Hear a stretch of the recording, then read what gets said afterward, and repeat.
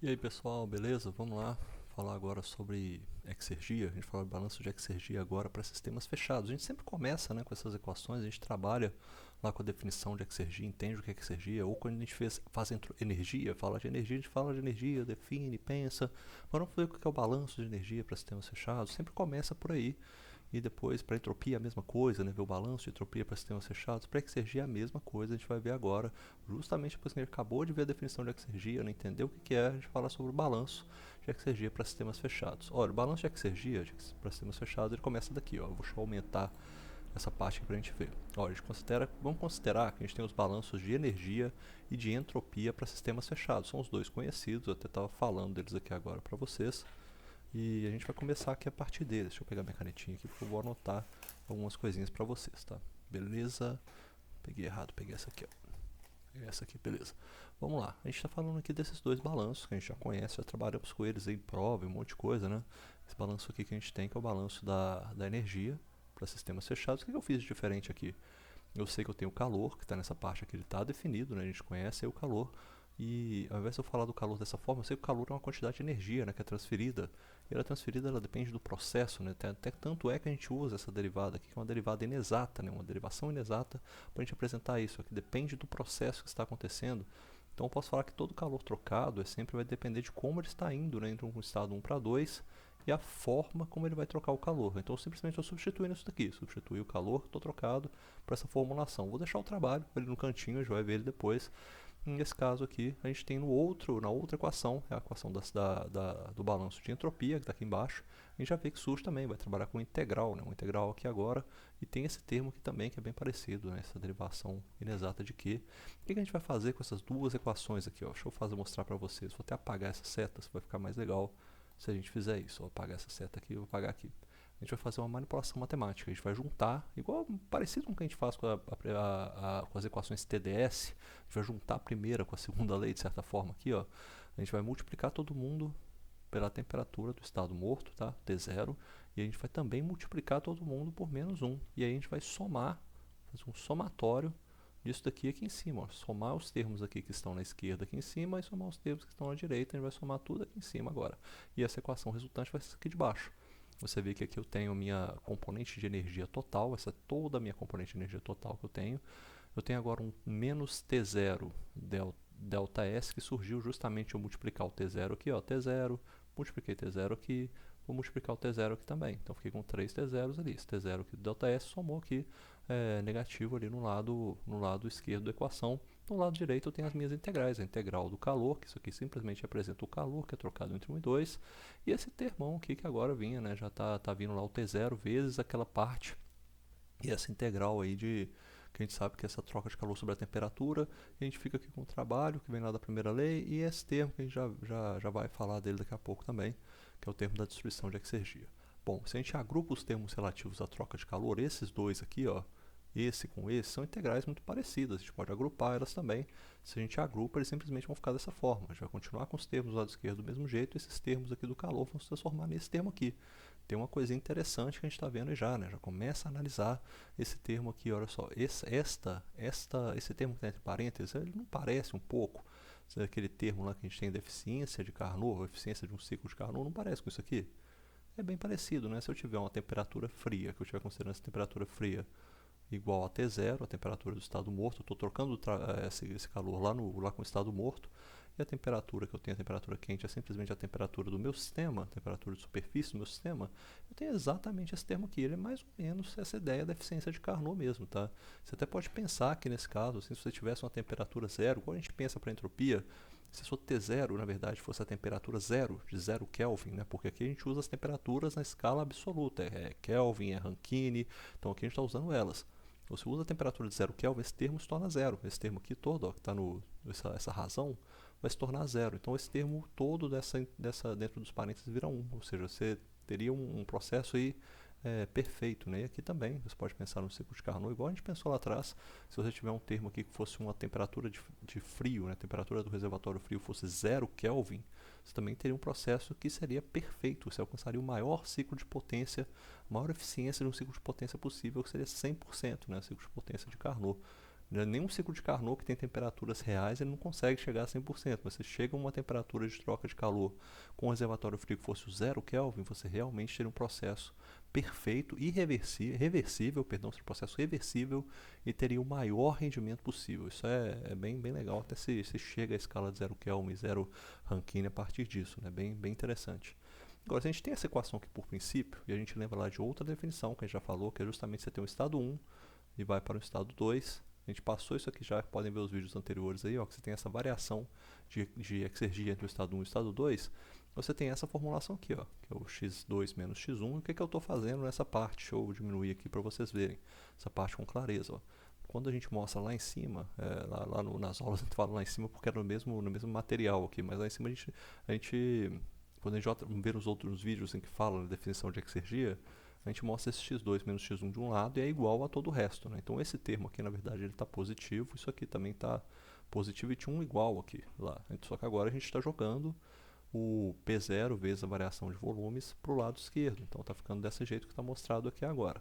Quando a gente tem isso aqui, o que fica do outro lado? Isso aqui não é a nossa variação de energia interna, isso aqui não é a variação de energia cinética, isso aqui não é a variação de energia potencial, isso aqui não é aquele T0, delta S que a gente tinha, é justamente esses 4 termos que a gente aqui, ó, que a gente tem ali em cima. Então a gente pode substituir esses 4 termos por esses dois aqui. Porque até agora a gente está falando, a gente quer chegar na exergia, mas a gente não chegou na exergia, a gente não tem nada de exergia ali ainda. A gente quer falar de balanço de exergia sem ter exergia, né? Agora a gente tem exergia, a gente pensa na exergia, está variando de um estado para o outro, vai chegar nessa formulação. É justamente o que está sendo falado aqui. Ó. Você vai trocar todos esses termos aqui agora, que estão lá em cima na minha equação, por esses termos que estão no lado esquerdo aqui, que são mostrados. Isso aqui vai dar para a gente a equação de balanço de exergia, que eu posso dar uma chegada um pouco mais perto para a gente poder ver esses termos com calma.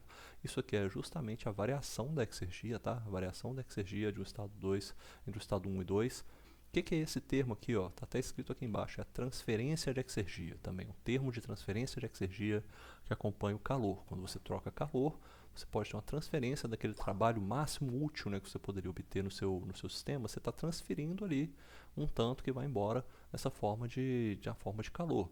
Tem o termo de transferência de exergia que acompanha o trabalho, ou seja, o termo que você vai realizar um trabalho com o seu sistema, então vai ter uma quantidade de exergia que vai acompanhar esse calor que está sendo transportado, né? Esse trabalho que está sendo realizado, ou que está sendo às vezes realizado no sistema também, vai ter uma exergia que vai acompanhar ele também, a gente pode pensar nisso daí.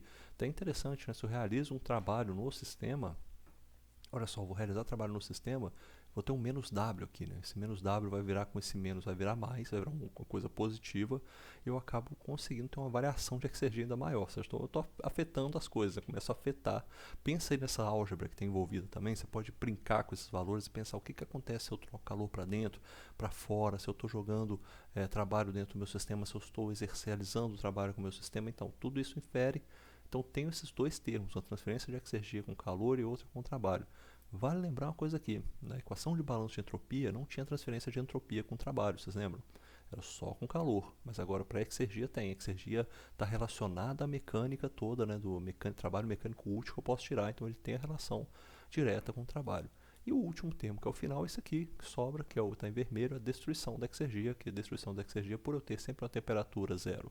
Temperatura zero é dada em escalas absolutas, então ela sempre é igual ou maior do que zero, e a geração de entropia é sempre igual ou maior do que zero para qualquer processo real ou processo ideal.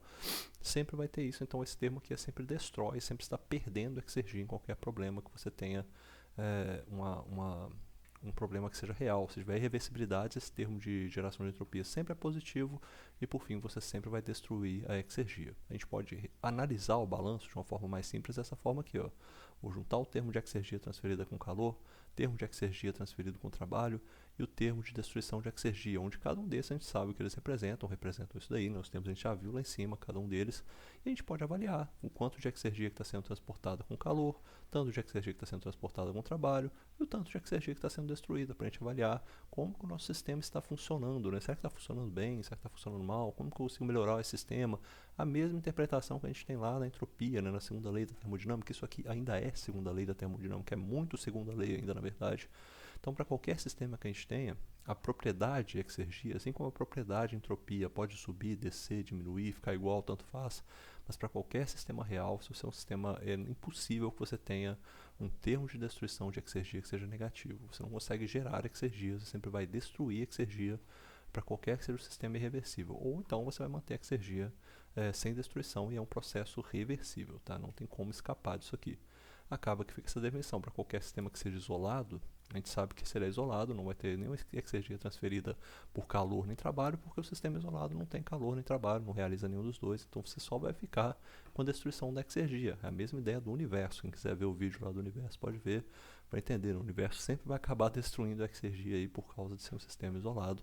E a partir dessa definição que a gente tem, que é esse delta aqui, que está meio... é só um delta, né? Uma variação de exergia, a gente pode pensar nisso em escalas infinitesimais, encontrar esse delta de variação, né? Vai encontrar esse dx aqui. A variação de dx não só pode ser no espaço, mas nesse caso a gente está variando a taxa, né? A taxa temporal para esse balanço de exergia, um balanço de taxa de exergia. Primeiro a gente acha só, a gente vai diminuindo esse delta na infinitesimal até que vira só um d de x, uma variação pequena de x. Mas se é um d de x, uma derivada exata, você pode variar ele com qualquer coisa, né? Com espaço, com tempo, propriedade, estado 1 para estado 2. A gente pode então achar esse balanço de taxa de exergia, como a gente está achando aqui agora, e a gente vai simplesmente achar o balanço de taxa, que é isso aqui, aquela equação que é integral lá, que é o termo de exergia sendo transportada com o calor. Agora é um termo, né, de uma taxa de transferência de exergia transportada com o calor. Virou isso aqui, ó, tá vendo? É esse termo. E eu tenho outro termo que era aquele do trabalho, agora uma taxa de transferência de exergia transportada com o trabalho. E a minha destruição virou só uma taxa de destruição de exergia.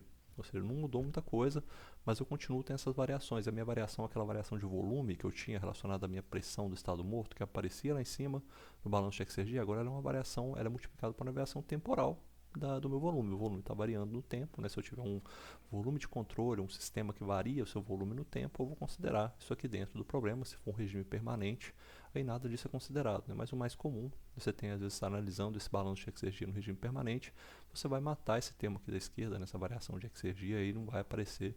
Acho que até no caso de um regime permanente, isso aqui também morre, né? Também vai ser porque não tem variação temporal. Qualquer termo que tenha variação temporal, ele é eliminado no termo de numa análise em regime permanente, tá? Então é isso daí que eu queria apresentar para vocês. Depois a gente volta com o vídeo para o balanço de exergia. A gente vai evoluir isso daqui. A gente viu para sistemas fechados, não tem troca de massa ainda. A gente vai evoluir isso para o conceito de quando você tem um fluxo de massa. Vai virar um balanço de exergia no volume de controle. Beleza? Falou, galera.